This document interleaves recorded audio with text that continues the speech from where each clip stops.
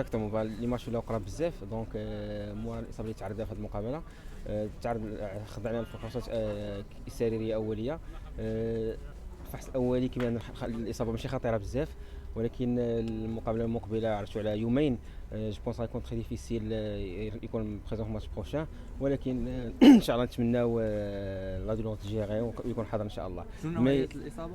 هي اصابه عضليه الحمد لله، لي ليغامون من ناحيه من حيث ليكزامان كلينيك ما يسون با توشي، ولكن خاصنا ناكدوا هادشي بفحوصات تكميليه باش نتاكدوا بان فريمون لي ليغامون يسون انتاكت.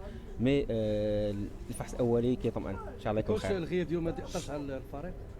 هذاك الشيء شوف كيف شاف الجميع يعني في اللقطة أنه كان الاستيطان شوية جدي. وبالنسبة للإصابة يعني في هذه الحالة يعني كان كما كيقولوا الدم باقي شوية سخون، ما غنعرفوش. نتسناو إن شاء الله غدا نديرو الفحوصات ديالنا ونتمناو إن شاء الله خير. شكرا.